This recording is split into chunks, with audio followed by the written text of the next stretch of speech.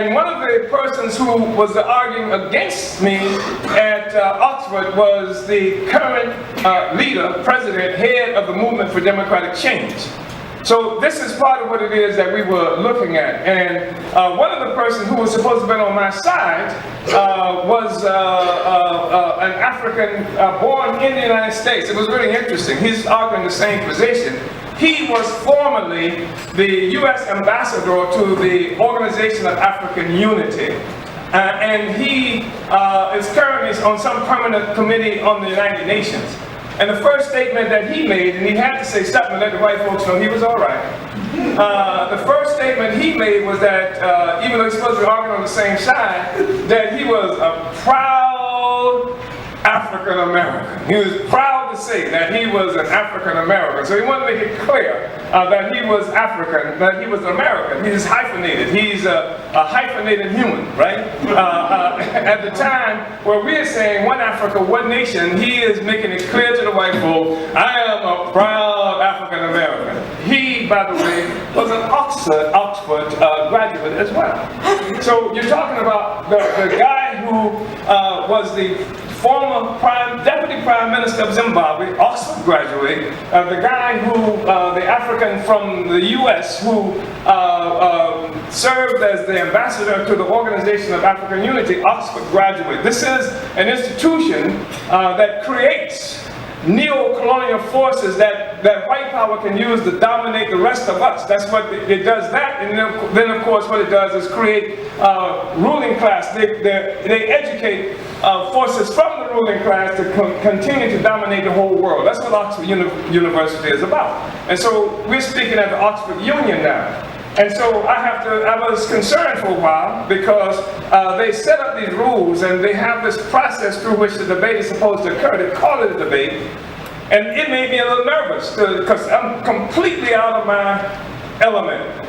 I'm going to something where the rules of some kind of parliamentary rules of debate, one, that I'm supposed to wear a monkey suit, two, which is part of it. And then they say, you got only 10 minutes to make your position. We had 10 minutes. And then after the debate, what happens is that the students, the people who are there, vote on who won the debate, right? So I was a bit anxious, but you know, we had a few of our forces who were there, and that was helpful as well. And as you can see that I had no regard for the rules. Threw them out the window. I didn't have the bow tie, the black tie, and all of that. You know, is that Reverend Cowell back there? Oh, Reverend, I wish you were here earlier so that you could have seen the debate. Reverend Cowell, I wanted to mention him because he leads an incredible organization in Polk County. And you may have read in the paper not too long ago about an 11-year-old African child, boy who had been arrested in Polk County because he dared to refuse to stand up for the pledge. And also because he said that the national anthem was an insult to black people. And so they called the police and arrested him. And Reverend Cowell's group, the Poor and Minorities Justice Association, has taken that struggle on. And that's part of what attracted us to him. And then the other thing that attracted us to him, because he got some of the same problems with some of the same people in the African community that we have problems with too. So that's always a good indicator that you're in good company. But let me just say this, brothers and sisters. There are more stories that we could talk about in terms of how we got to Oxford, the struggles we had there. I was initially, I came to understand who I was with because they had this big dinner, right, where that we were invited to participate, and the guests, the people who were going to be presenting were all at the dinner, and I'm sitting next to the former the Deputy Prime Minister of Zimbabwe, and he's an interesting character. And there are others in there as well. And so this interesting character begins to talk to me, and because he graduated from Oxford, you know. And and then he, you know, I think it was at Harvard or Yale or some other place. He's just laying out all of these credentials to me, right? And then he wanted to know my credentials. Well, what about you, right? Because I'm one of the guys. Because I'm there also, so I must have the same credentials, right? But my education was in the streets of St. Petersburg, Florida, among the African working class. You know what I'm saying? And so, you know, I'm afraid I couldn't show him any sheepskin at all, right? So that was interesting, just listening to him talk. And then listening to him also telling me that how he was going to treat the debate was that he really is for greater union, but he took the other side anyway, but he's going to argue in a way that's really tricky, etc. This is what he's saying, because you have to know how to play the game. That's what he's telling me, right? So I'm just listening to him telling me all of this stuff. And plus, they bring in booze. They bring, well, I don't think they call it booze, they call it wine. I call it booze. But they bring in, you know, wine, and this guy, he didn't drink, but some of the other persons who were the people who were invited, you know, they're piping oil, drinking wine and what have you before the thing. So now I got a sense of who I'm with, right? And so that was really helpful by the time we get to the debate. But I had made a determination already that we were not going to play the game the way they had established it. You can't do that. You can't ever win when you do that. You can't ever win when you do that. So we didn't. But I wanted to say something. But one of the reasons that we felt it was important is because we participated, I'm talking about Africans, in a revolution. And there have been various manifestations of this revolution happening all around the world. And revolution was necessary because what has happened to us and the conditions under which we are forced to exist in the world. And in the 1960s, it was the height of revolutionary struggle all over the world. Revolution was occurring in China. The Chinese Revolution had happened, but then you had the Cultural Revolution in China that was still influencing revolution everywhere else. Vietnam Revolution was happening. So in 1959, of course, the Cuban Revolution happened. Revolution was just spreading all over the earth. And in fact, it was a really heady period. And the Chinese used to talk about how revolution was the main trend in the entire world because the oppressed peoples around the world were rising up to fight back. And not only were we fighting back, we were talking about having a new kind of social system. We said capitalism is responsible for the conditions that we live in. It's a bloodthirsty, blood-sucking, oppressive, exploitative kind of social system that has no redeeming values. That's what revolutionary forces all around the world did that. And even Martin Luther King did that. And so what happened was a whole international counter-revolutionary movement occurred. So people who stood for revolution were being assassinated all around the world. They killed King, they killed Malcolm X. In 1968, they killed something like 30 members of the Black Panther Party. More than 300 of them were arrested. The co-founder of the African People's Socialist Party I was in jail so often, I had to read the newspaper to find out where I was. I mean, they made attack on the revolutionary movement everywhere. And then when they attacked, part of the attack on the revolutionary movement is what we call counterinsurgency.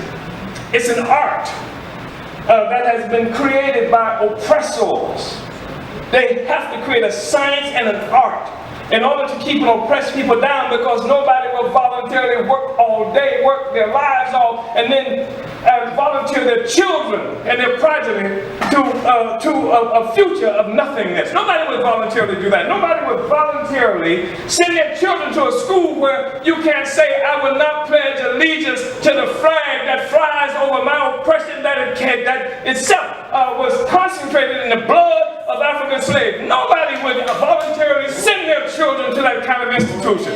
Now the truth is that the educational system in this country does more damage to black people in a day than crack cocaine did for the entirety of its existence in our community. Nobody would voluntarily send their children to that. It's only because the state, the colonial state, is always on us and forcing us to move in a certain direction that we do that. So they have to create a science to make that something that we live with. And it used all forms of warfare. Ideological warfare, psychological warfare, economic warfare, and then of course all of that is backed up by military force, by armed force in our communities. That's why, let's look at this. Here's a child, 11 years old, who says, I don't want to sin, I don't want to pledge.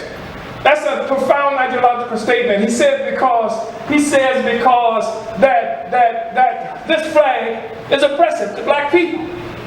I don't want the national anthem is an insult to black people. That's an ideological statement. He engages the school system in ideological struggle. Yes. The school system cannot debate him. He's 11 years old, but they do not have the ability to engage him in ideological struggle. So what do?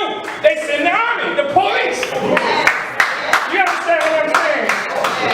Because they cannot deal with an ideological struggle. The truth, well, they can't contend with the truth, so they have to have guns and military force. They have to have the ability to put you in jail, put your mama in jail, threaten your job, and do all those other things to keep you in line. That's the basic point that I want to make. So they have a science called counterinsurgency that works that out. That makes you, as Malcolm X used to say, love your enemies and hate your friends. You know, and that happens all the time, doesn't it, Reverend? You know what I'm talking about. In the newspaper, people are taught to hate the ones who are most involved in trying to end the misery that we live in. Slander, all kinds of stuff happens all the time. I don't know how many years and how long and how many different places I've been married to a white woman. And the thing about it is the ones who spread the rumors are integrationists. And the integrationists spread this kind of stuff about me because they assume it's going to hurt me in the African community. Right? So, the killing of Malcolm X was about more than just removing one person. Malcolm X spoke at the Oxford Union. And as he was about to leave, somebody was asking him, the people who were escorting him there, what do you see for the future? What's going to be happening? He said, I'll be dead. They're going to kill me. 2 months later, they killed Malcolm X. Because they couldn't contend with the argument. The whole question of pushing a philosophy that said black people have to be free. That we have to be self-determining, that we can control our own future. And more than that, we can say the way that the system got set up came at the expense of Africans and other oppressed people around the world. They killed Malcolm X. They killed him at a critical time in history because the civil rights movement itself was floundering. Malcolm X had split from the Nation of Islam that had cuffed them, that would not engage and struggle in the communities and what have you, as the people told him that you Muslims talk a lot, but you don't do nothing.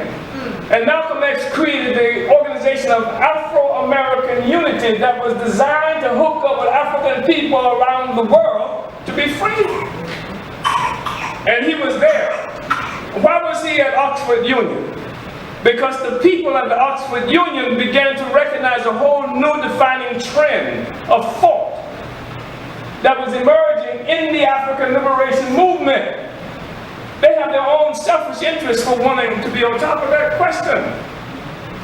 This is a training thing for the ones who are going to be the rulers of the world. They need to know what Malcolm X is saying. They need to understand this trend that's emerging here at a time when Malcolm has left the Nation of Islam and clearly represented a whole new trend, a whole new tendency in the movement. So that's why Malcolm X was there. And the reason I was there is because we have gone now for more than 2 generations of a revolution that was defeated, that was relatively clear about what it stood for. If it was black power, it stood for that. Martin Luther King talking about a poor people's mobilization and what have you. This was a mobilization that was to organize to empower the impoverished masses of the world. You got Martin Luther King on the one side talking about a poor people's mobilization that was going to shut down Washington, D.C. and then do everything necessary to raise up. And who had also said that America owes us. What did he say about the check that America owes us? And so you had this whole thing happening with King. Then you had Malcolm X, who is the forerunner of the Black Power movement. And they killed Malcolm too late, because even after they killed Malcolm, you saw the rise of the Black Power movement in 1966. I was a part of that. That was busted right here. Malcolm X was living in the streets of St. Petersburg through that. You saw the rise of the Black Panther Party around the same time frame.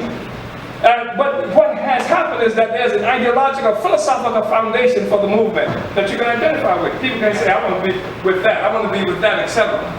But for 2 generations, there has been no evidence for the masses of the people around this country and around the world, because they didn't just kill black people here, they butchered Patrice Lumumba in Congo, who was one of our greatest giants and champions, who you may not know anything about it, because our oppressors don't want you to know that the Lumumba stood up for black people in Congo, talking about uniting all of Africa, etc. They overthrew Kwame Nkrumah in 1966 in Ghana, who was talking about the same thing. So the philosophical foundation of our movement was also what they were killing. They were not just killing human beings, but they were destroying the philosophical foundation of the movement. So now what you stand for? Well, I stand for blocking the interstate. Because I'm mad as hell, and I won't take it no more, right? So I'm going to block the interstate, right? I stand up for this kind of thing. But where is that? To what end? Yes. Because your philosophy, what is philosophy anyway? Except something that defines your place and destiny in the planet Earth. That's what a philosophy is. It defines where you are and what your destiny is. And if you don't have a philosophy, you don't know where you're going except blocking the interstate. The police will help you block interstates. In fact, in Ferguson and St. Louis, Missouri, they have a career protesters who block interstates on a regular basis. The police get there first, block the interstate, let them stand up in the interstate, and then say, keep a watch, and then say, okay, and then protesters move. So you block the interstate to what end? That's the fundamental question that we're confronted with. And philosophy helps you to understand to what end. And that's why it was important for us to be there. You know what? Because what you can do, in my library, in my personal library, in my office, I got all the works of Karl Marx. I've got all the works of V.I. Lenin. I got works from the Vietnamese Revolution, right up there. And the thing that's so interesting about it is that, because everybody has a philosophy. Everybody, you got one. You might not know what it is, but the reality is everybody has a philosophy. But we live in a country where it is based on colonial domination, capitalism. It is the colonial capitalists that have worked, the educated sectors of the colonial capitalist population has worked to create and develop and systematize philosophy. That's what you get. You get various representations of that philosophy in the movies. If you've got an educated preacher, you get it from the educated preacher. You get it in so many different ways because they control most of the information that goes into the universities, that goes into the comic books, the movie strips, and all this other stuff that you see. It's bounded in philosophy. That's why you feel so depressed all the time. You don't know what's happening because it's working against you all the time. So the question of philosophy is really important. And I've recognized this for a long time. I used to be upset with Malcolm X for a long time. I said, Malcolm, you should have left us something more. And in the process of trying to make this revolution, because we came to that conclusion a long time ago, some of us finally said, if America had any intentions of letting black people be free, it wouldn't take 600 years, it wouldn't take 400 years. I mean, if it was going to happen, you would think it would happen by last Thursday at least. But the truth is that America cannot survive the emancipation of African people. And it has no intentions of doing that. So we had to, and we worked very seriously in trying to create a scientific assessment of our reality, and from that science, to create a philosophy that could show the interests of African people, the destiny of African people. And a real philosophy is not something that can simply talk about black people. It can't. We don't exist in some kind of vacuum. We're the only people on the planet Earth. we exist on a planet with all kinds of peoples and having different kinds of relationships to the same social system that has its origin in what? Slavery and colonialism. The system that we live in was born of enslaving black people and colonizing Africans and the peoples of the world. That's where it came from. So if you know where it came from, if you know what built it, if you know what sustains it, then you know what can break it down. Yes. Understand? So if you don't understand anything else on the planet Earth, that tells you why the United States government is doing what it's doing in Venezuela today. It's got nothing to do with some corrupt Venezuelan government. How in the hell can the American government call any government on the planet Earth corrupt? And by the way, I want to be clear, I'm not talking about Trump. You understand? Because people like to hold up Trump. Oh, look at Trump, nothing, George Washington. You understand? I'm talking about a social system. I'm talking about a social system that has its origin, its foundation in enslaving black people. And that ought to piss you off. It should. And we live in a world now where people walk around so proud and so arrogant.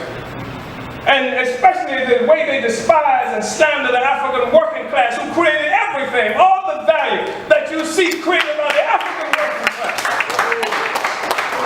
And they treat us with nothing but contempt. Some Negro principal in this city at one time claimed that was actually expelling children because they came to school sagging. Boys come to school sagging. Oh yes, that's the real problem we got. That's the fundamental contradiction we're confronted with, young African boys sagging. That's the most ridiculous thing that you could be confronted with, but that's what the question of philosophy is so important.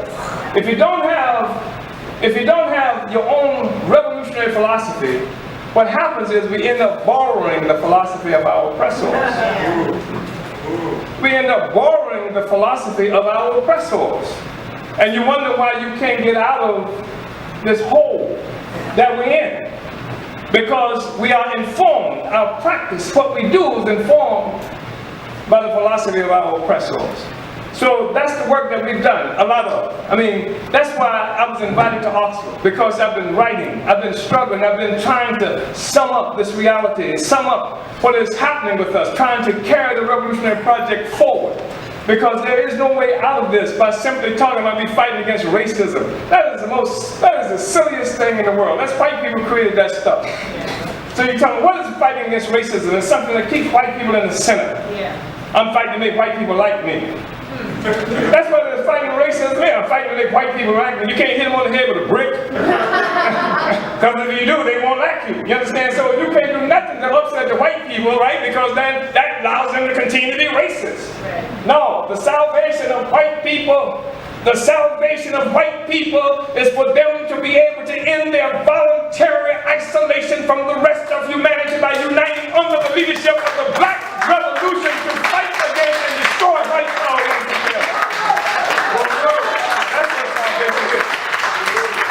That's what salvation is. Well, see, let's all get along together. No, we can't all get along together. There's no way the bank robber and the person with the money in the bank can get along well together.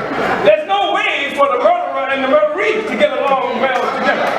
There's no way for you can't get along with a slave and a slave master cannot get along well together. If you get along well together, you're a slave, that's a slave, there's something wrong with you. Counterinsurgency has been quite effective with you.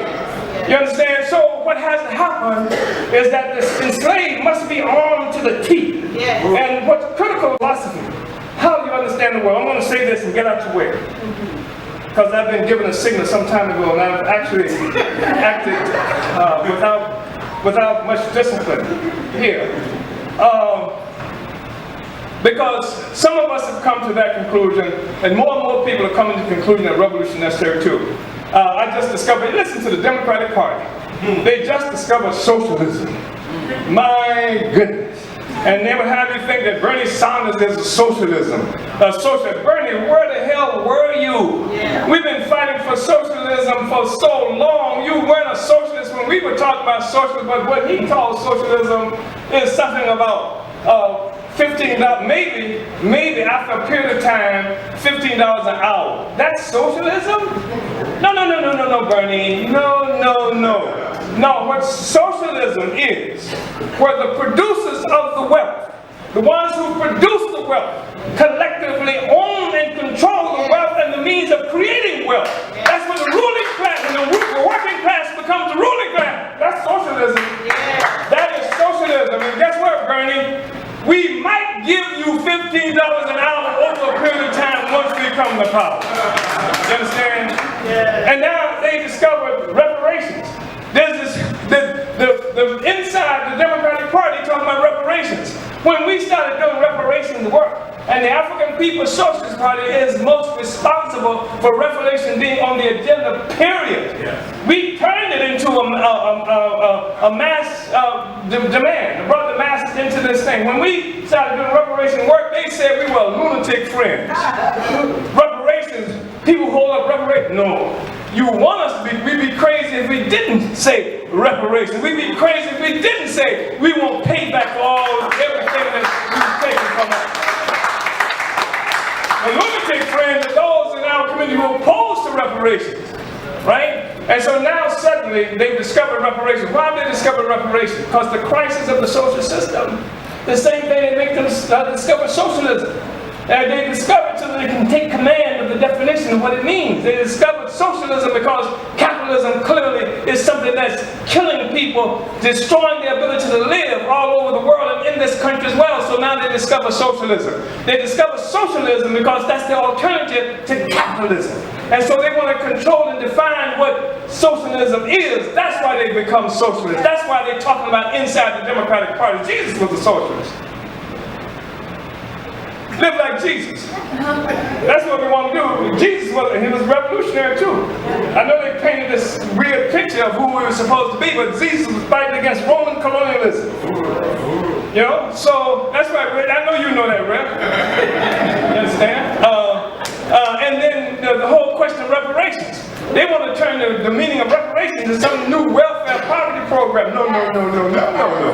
When we get reparations, because we've lived for so long in this world, in this country, and we've been defined as a group of people who've been living off the welfare of white people. But the reparations demand clarifies that. It shows that it's been white people who've been living off the reparations of black people for all these times. And when Africans understand this, it arms them. It gives them courage. It gives them the ability to go against our oppressors and stand up in the face of any judge who talks about, I'm sentencing you this and that because you stole something. How the hell can you accuse me of stealing something when I'm stolen myself? I am stolen myself. You understand? And so we talk about reparations going to unleash a revolutionary movement that will sweep imperialism and white power off the face of the planet Earth, and the human beings can then be free and can have a genuine relationship with each other without having to try to live in a world of slaves and slave masters and bosses and workers and the rest of that. So that's what it's about. That's what Oxford was about. That's what we took to Oxford. That's what we're taking to the world. That's why it was important for us to be at Oxford, so that we can say that there is a legitimate alternative philosophy that is contending for the leadership of Africa and other oppressed peoples around the world. Oxford recognized that. That's why they would even have me coming from St. Petersburg, Florida, to Oxford, England, to participate in a debate on the Africa question.